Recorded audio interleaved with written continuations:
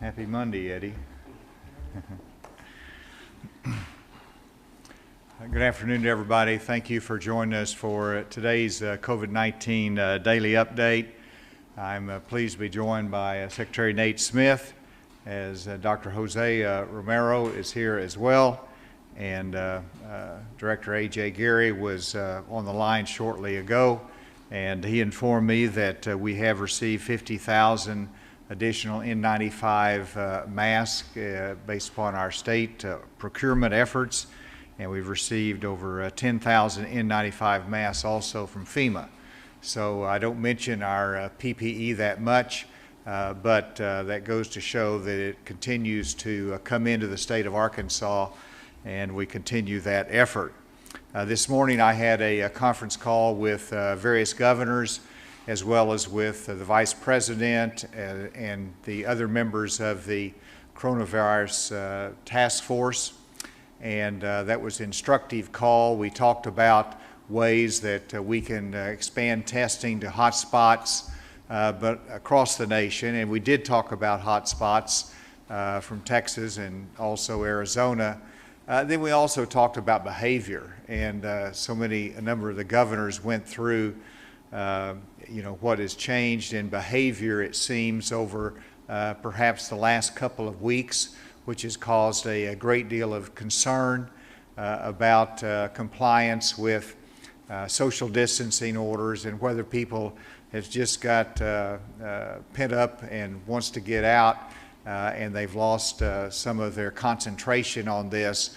But we talked about ways that you can enhance everyone's compliance with what is common sense orders that really should be well understood by the public, because there's been so much publicity on the importance of wearing a mask, of social distancing.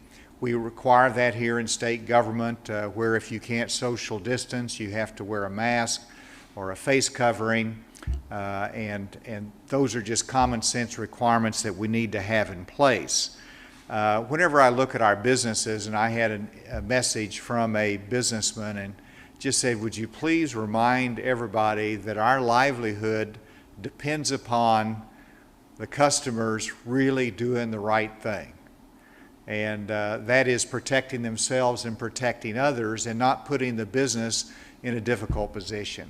And so that's really what we ask everyone, is that as we get back to business, as we grow our economy, as we support our local businesses, we have to be smart about it to avoid other consequences that you're seeing crack down in some other states. And so that would be my message today is shop, wear a mask, support your local businesses by wearing a face covering. And now let's go to the cases, and this is the first in 3 days since last Friday, and each day we've seen over the weekend 2 declines in our case reports of new cases. And so let me give you today's report. Yesterday we had 19,818 cases. We have an additional 439, which, as you can see, is a decline from the 2 previous days. Total case now is 20,257. So yes, we've reached the 20,000 mark in cumulative cases. In terms of hospitalizations, we had an additional 7 hospitalized, which brings us to 300. In terms of deaths, we have 1 additional death. That brings us to 265. Of the 439 new cases in Arkansas, Washington County had 92. Pulaski County had 56. Benton County had 48.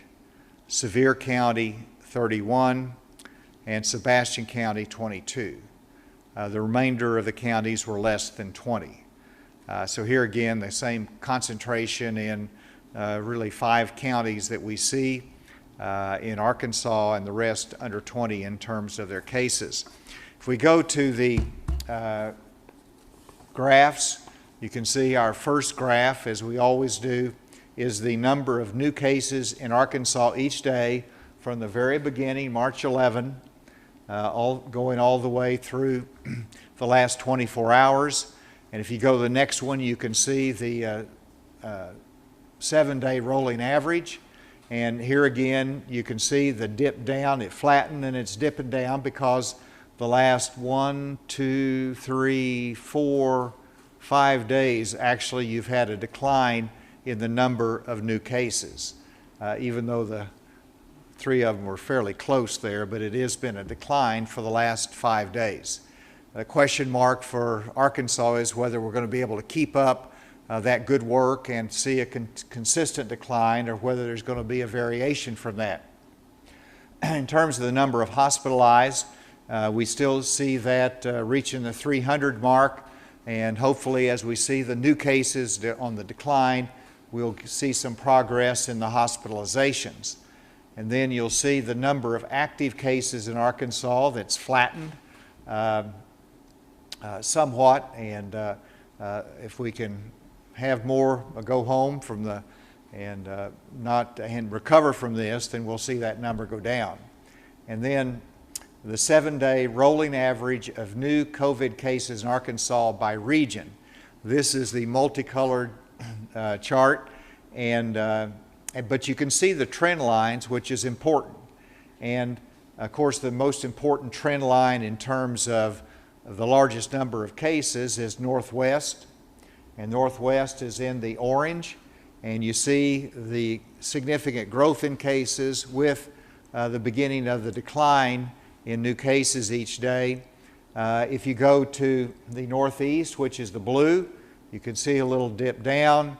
The red, which is the Southwest, is fairly level, and then the Central is the yellow, and that's actually had a little bit of an upward trend, but flat right now. And then if you go to the next one,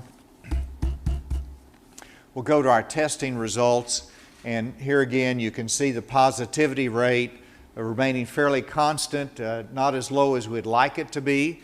We'd like to get it back down under the 5% level, but we're well below the 10% level, which has remained constant since day one.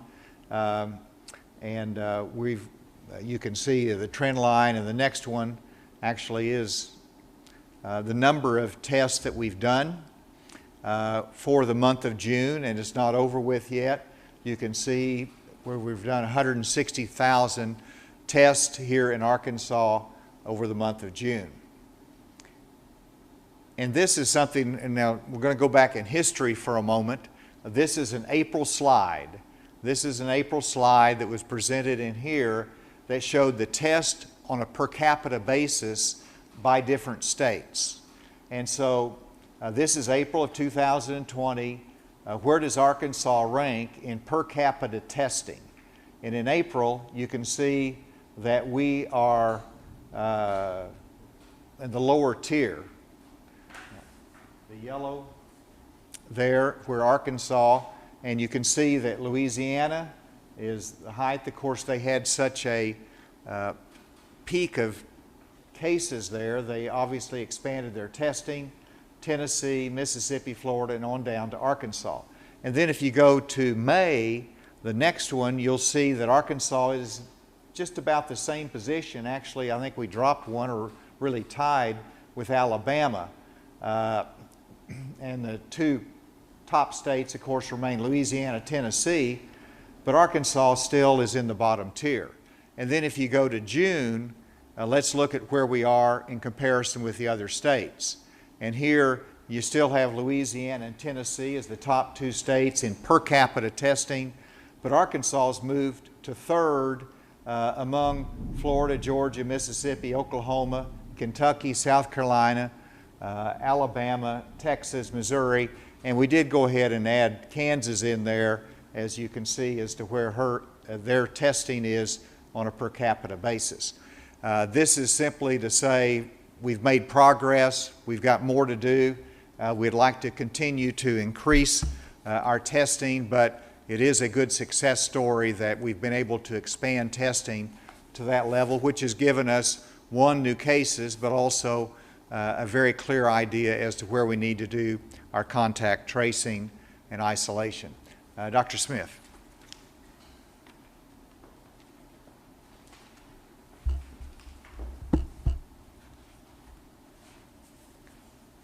Thank you, Governor.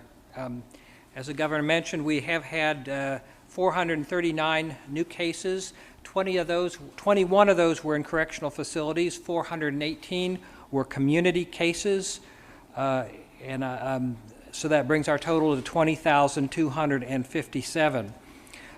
We currently have, of those 20,257, 5,926 are active cases. 116 of those are in a nursing home. 583 of those are in a correctional facility. We have 5,227 active cases in the community, which is actually 20 fewer than we had yesterday. We have had a net increase of 17 in hospitalizations, bringing our total hospitalized to 300. We have 63 on a ventilator, which is a decrease of 3 from yesterday. And we, as the Governor mentioned, we've had one additional death, bringing our total deaths to 265. We've had 14,066 recovered. That's an increase of 430 from yesterday. So our active cases are plateauing out as we have almost as many recovering as we have new cases. That's a good sign. The Governor did mention the top counties. We are seeing progress in the northwest region of our state. We do have concerns, though, about the central region. And so, although we haven't had an explosive increase in cases, we're going to have to be very vigilant in this central part of the state, because that's our most densely populated portion of the state, and especially going into 4th of July weekend. As the Governor did mention, we have done well on testing. Yesterday, we tested 4,939 individuals, and the public health lab tested over 1,000 individuals. So we're going strong, and we'll continue to work to make testing as available as possible to as many in the state, particularly looking at our harder to reach communities where they may be cautious about leaving their community to go to testing sites. We're going to try and bring those testing capabilities as close to them as we can. I'm going to go ahead and keep my remarks short today, but turn it back over to the Governor. Thank you, Dr. Smith. With that, we'll turn it open to questions. What's to account for the rise in Pulaski County? Is there any one reason for that, or central Arkansas? Dr. Smith, do you have an answer to that? We don't have a single event or source that we've identified at this point for the cases in Pulaski County. We'll continue to look at that very carefully. The Pulaski County is very densely populated, so even just sort of cases from a number of small clusters can quickly add up to a significant rise. But this should be a word of caution to all of us. Although we've been focusing our energy and attention on the northwest part of the state, we need to be vigilant here in the central part of the state, and make sure that not just in Pulaski County, but the other counties in the central part of the state, that people are vigilant to use masks to avoid large groups and maintain the physical distancing. And that, again, the danger of focusing on one part of the state is that people living in other parts of the state can think, well, maybe it doesn't apply to me. But COVID-19 doesn't really care where you are in the state, because we're having cases really throughout the state. That was my question. Yes. Do you have any evidence as to what could be causing the new cases to decline? Well, I would attribute it to, first of all, the fact that we've been able to isolate and trace a number of the cases in northwest Arkansas. We had a concentrated effort of testing and trying to identify those and isolate those cases. It's taken some time, but I think that strategy is working. And then secondly, it's the constant effort by our community leaders to make sure that people wear a mask, they understand the importance of that, and social distancing. That all combined effort is what gives you success, and I think you can specifically look at that in some of the decline in Northwest Arkansas. I would caution you that we don't know what this last weekend will bring. Not everyone behaved well over the weekend, and so it'll take a few days to see if there's any result from that. We hope not. And I expect when you look at where we are in cases that we'll have some spikes because it could be additional testing in a number of different facilities that we concentrate on that might bring the cases up again. But we do hope that our overall trend line will not go back up, but it'll be flat or be going down, most importantly. Some reports of poor behavior. We're heading into the 4th of July weekend. Is the state planning on taking any special measures to ensure that people are behaving properly over the 4th of July weekend? Yes, the answer is, and we hope probably on Thursday, adequate time before the 4th, to give some words of encouragement to Arkansans about activities on the 4th, steps they can take to be safe and to avoid spreading the virus. In addition, as you know, last week I mentioned our ABC officers have been authorized to help the Department of Health in determining whether those with a liquor license, whether it's a bar or a restaurant, if they're failing to comply with their health guidelines, we want to know about it. We want the owners of the managers of the restaurants or bars to know about that. They've got to help us. As you can see from other states, that some governors have taken steps to close down and put more restrictions on, and we want to avoid that in Arkansas, but we have to have everybody's cooperation to do that, and so that will be part of the mix as well. What were you referring to when you said people weren't behaving well? When I said they weren't behaving well?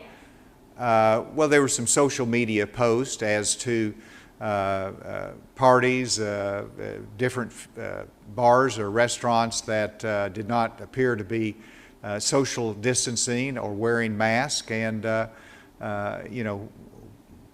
those are a concern. Whenever that's obviously discussed and watched, that's really what I was referring to. But everyone knows out there, whether there's been a party in your neighborhood or whether there's been a violation of social distancing, and we just want to avoid that and continue to remind people to do the responsible thing. Is there a protocol for notifying the churches of they got a case within their congregation? Because we've had several that have called us and say they weren't notified, and even one said they had the wrong location listed. A lot of those were in the northwest portion of the state. I'll let Dr. Smith answer that very specifically, but in regard to the churches, one, they're doing a great job, and they're really working hard to protect their parishioners, but at the same time have a meaningful worship service, and they've taken great precautions. But there's certain requirements that the Department of Health has had to respond to media inquiries on specifics that we did not give in our media conference, but there was a follow-up question about that, and because of the requirements of the law, some of those details were released. But Dr. Smith, did you want to comment further?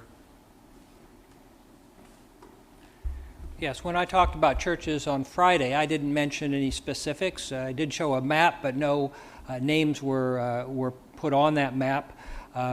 With our businesses, we will report those that have 5 or more cases, because if you have a venue, whether it's a church or a business that's open to the public, you very well may have someone come in who is who's infected asymptomatically, pre-symptomatically, otherwise, and that doesn't mean that that's where they got it or that there's transmission going on. So my intention would be that we would only highlight venues where we had a significant number of cases. But the request from the media was really for the entire list, and I was informed by my legal counsel that was subject to Freedom of Information Act, and so we went ahead and gave the list with an explanation that these are churches where people reported having been. It doesn't mean that there was transmission occurring there. And it's possible that someone may have taken that out of context, though. We've really only had a handful of settings in which we've had what we call a cluster, or where we would have evidence of transmission occurring, but it was not my intention that an entire list would be used to suggest that any church that had someone who attended there who later tested positive would be targeted in any way. So, the information was out there, but we did give an explanation. And is that information that contact tracers gathered? Yes, we ask a whole list of questions from our case investigations about where people have been. We want to try and connect those dots. And when we see patterns, then we dig deeper. And since we had a few situations in which there were clusters involved in places of worship, happened to be places of worship that had not been adhering to the guidelines we provided, or had been adhering poorly, that was we've also, of course, had cases related to businesses associated with the poultry industry. We've talked about that before. We've been working with those businesses, trying to make those safer, and we have actually seen some evidence of decrease there. Of course, we've seen clusters associated with nursing homes. We've been working with them closely from the beginning and reporting those on a daily basis. And then, of course, correctional facilities as well. If we identify additional areas that are where we're seeing specific venues where we're seeing transmission occurring, then we'll highlight that, because it's important that those who are in charge of those venues know about it, but also that the general public does. Of a health department email that seems to suggest that there's some positive cases at the health department. You talk about that, and is there any belief that that may have contributed to any spread outside the health department? Well, we have had a number of our employees test positive. Up to this point, we've not seen evidence of transmission within the health department setting. We did have a setting where we had an external vendor come in, and one of the members of that team tested positive. So we have a number of our staff who have been potentially exposed. So far, none have tested positive, but as we would do in any business setting, we've sent people home on self-quarantine. Is there any question remotely? Yeah, Governor. Yes, Governor, good afternoon. Andrew with AP. All right, I hear Andrew DeMillo. Yeah, hey, Governor, I've got two questions for you. One non-COVID, one COVID. The non-COVID question, on ABC yesterday, you had made comments where you appeared supportive of the idea of moving a Confederate monument or monuments off of the state capitol grounds. I want to see, are you saying that you would sign legislation doing that if the legislature passed such a measure next year? And my COVID question was, you talked last week about how the state remains on hold right now in terms of further reopenings or rolling back restrictions. What numbers are you looking at to decide when to move forward with any more reopenings or rolling back restrictions? Well, Dr. Smith and I will look at the numbers daily. There's a number of different criteria you can look at.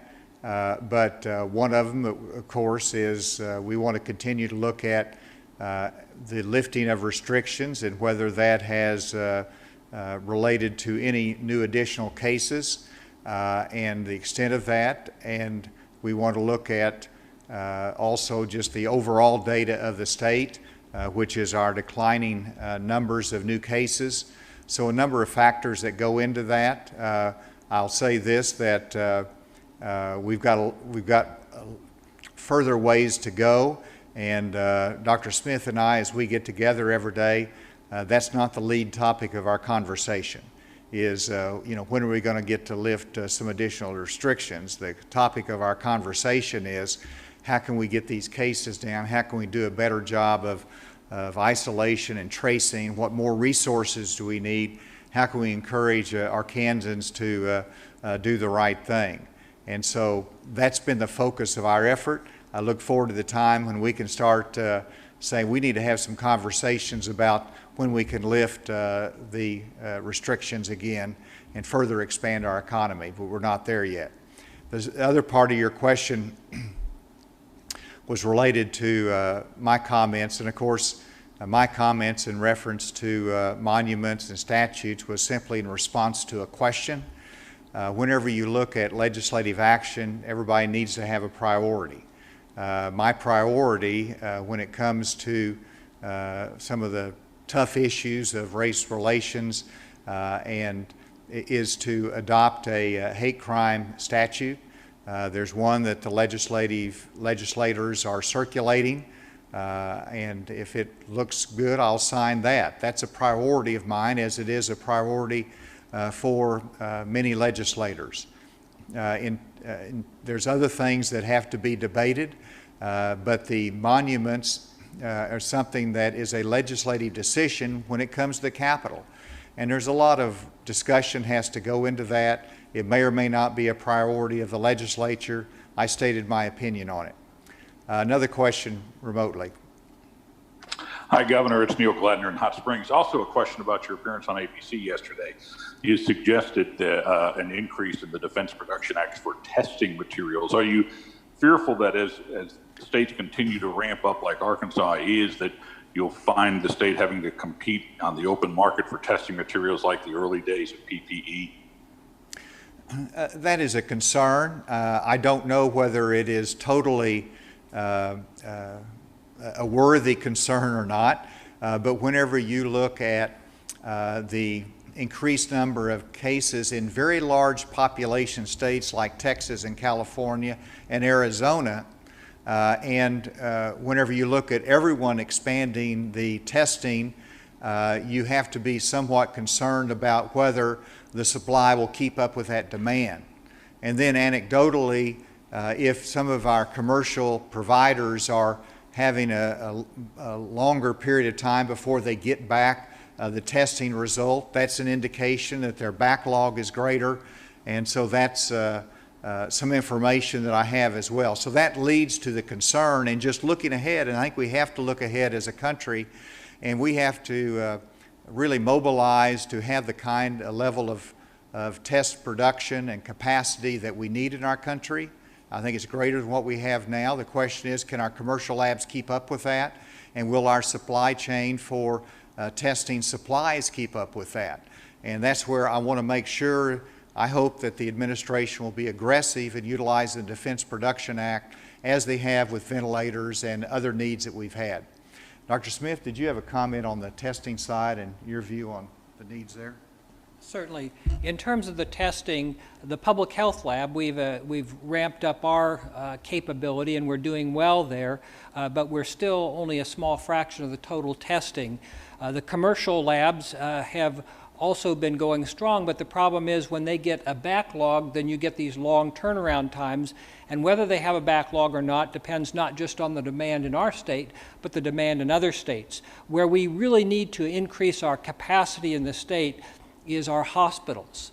UAMS has been doing a good job. Many of our hospitals are testing, but they are limited by the available of reagents for the platforms that they have.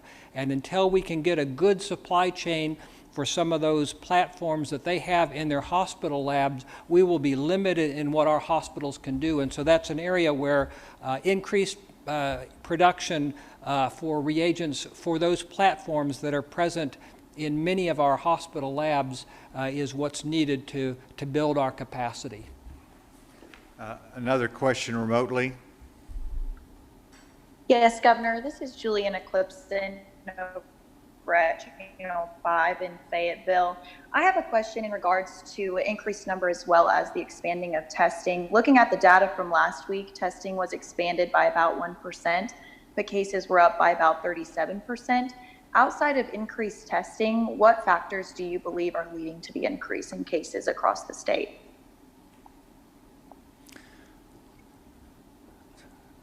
Well, I mean, of course, we've had an increase in cases, and I think that's a combination of factors. We've had a limited number of outbreaks in different facilities that's led to it. We've also had perhaps a complacency among some of the population that they thought maybe we're over this challenge with COVID-19 and nothing could be further from the truth. And so we've tried to make sure that we isolated the cases and we identified those, and I think that's had a good result, as you can see, with the cases going in a better direction. We've really tried to have a strong message to reduce complacency and to say we need to stay focused on this. And Dr. Smith, I wanted to see if you had anything to add to that. You know, in simplest terms, COVID-19 being a respiratory virus, whenever people are breathing each other's air, there's the opportunity for transmission, and obviously more of that has been occurring because we've seen more transmission, more new cases. We know the things that we can do to interrupt that, wearing face masks for source control to filter out respiratory droplets by the person wearing the mask, and also maintaining that 6 foot of distance. But if people are not attentive to those two things in particular, then whether it's a work setting or a community setting or in the home, we will see transmission, and we have. And so those are the things that we need to each address individually, and those who are control of venues like businesses and other places where people gather, to be very vigilant, minimize the spread of COVID-19 in those settings. That's what we need to do to decrease this transmission and decrease the number of new cases. Governor, you mentioned part of your conversations with Dr. Smith is about encouraging Arkansans to do the right thing. My question is, do you think that they are following the guidelines and taking them as seriously now as they were in the beginning of the pandemic? The answer is yes. In fact, I think it's dramatically increased. You look back at the beginning, and actually I thought of this, that we had our first case March 11, we declared the emergency, but the mask issue and the recommendation on wearing masks didn't come until April. And of course, that caught everybody off guard, and everybody probably looked at me a little strange. I walked in here in April, and Dr. Smith and I with a mask on, trying to set the right example. And it's been a long learning curve as to the importance of it. And so, yes, I think we're far much better now than we were at the beginning, but also even I think we're better off now than we were a month ago, a month and a half ago. And I talked to a friend that I usually talk to in Northwest Arkansas, and he said it was a month ago, it was a third of those in a big box store that wears a mask. Now it's 2/3. And so we have made progress, absolutely, and people are taking it seriously. You always have some outliers, but I do believe we've made a great deal of progress there. So where are we at in terms of adding contact tracers? And I guess twofold here. Are there any specific qualifications that we're looking for when it comes to hiring contact tracers for the state? Again, I'll let Dr. Smith comment, but we're trying to get in place the contract for a private sector partner to expand by 250 the number of contact tracers. In terms of the kind of person that does contact tracing, as I've said before, you want somebody that's good in talking to people, that can generate their confidence and know that their information will be properly used and that it's important for public health. And that's not just everybody who walks in the door that can have that kind of communication skill. Dr. Smith? Absolutely. For our contact tracers, we do need people who want to do the job, who are good talking with people, who can keep information confidential, and are able to learn and pass on information accurately. We don't want people out there spreading misinformation because they had a misunderstanding. But in terms of specific skills, we do need a certain number who have a medical background. For example, nurses. We need a certain proportion of our case investigation and contact tracing team to have that medical background to answer those questions when they arise. We also need people with some specific linguistic skills. We need folks who are able to speak Spanish. We are looking for people also who can communicate with those from the Republic of the Marshall Islands, etc. So we do have some specific needs, but really the biggest qualification is those who have a passion for it, are willing to work hard, and are willing to learn the information and to pass it on faithfully. I guess just out of curiosity, how long does it take to train those folks up to finally get them out there? How long it takes to train them depends a little bit on their background already. For example, our DIS, it took very minimal training because they already did that just with other communicable diseases. For people who will be hired as part of this new effort, likely they'll need a little bit more training, but we have this carefully scripted out so they don't have to make it up as they go along. And so if they have a background and are able to learn quickly, then we've been able to train volunteers in a week, for example. Do you have any way to gather data through contact tracing about how many people who test positive were somehow not following the guidelines or involved with groups that weren't following the guidelines, not wearing masks, etc.?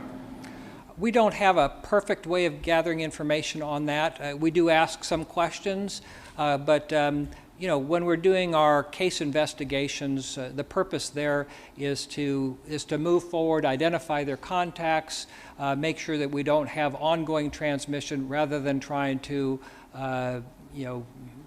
gotcha or assign blame. So the main focus of our case investigations is to make sure that that newly diagnosed individual has the information they need to keep from spreading COVID-19 to others, and that we gather information on their contacts so we can get them tested and in quarantine.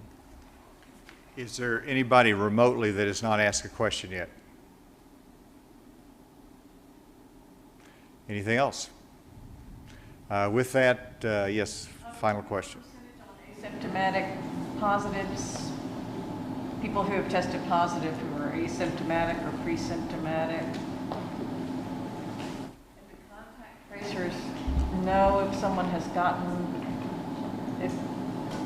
if disease has been transmitted by someone with no symptoms. Is that something a contact tracer can figure out? The latter part of that question was, would a contact tracer know whether disease was transmitted by someone without symptoms, either asymptomatic or pre-symptomatic? The individual contact tracer may not know that information at that time. Their goal is to try and reach out to a potential contact, make sure they get tested, make sure they go into quarantine, and then get them in a system where they can report if they develop symptoms, our SARA alert system. So really those data are flowing in and are visible to those looking at the data, but maybe not to the individual contact tracer. In terms of asymptomatic, there are different ways of looking at that, so it gets very complicated. There are some who are categorized as asymptomatic and others where they just we don't have data on symptoms, and so there's a very conservative definition for asymptomatic and a more expansive. But we do know that there are a lot of those who are being tested now, likely the majority, don't have symptoms at the time they're being tested, but a certain number of those do go on to develop symptoms. But we can get you more detailed data. It just requires more explanation than I think the governor or anyone else here has patience for. Thank you all very much. Have a good afternoon.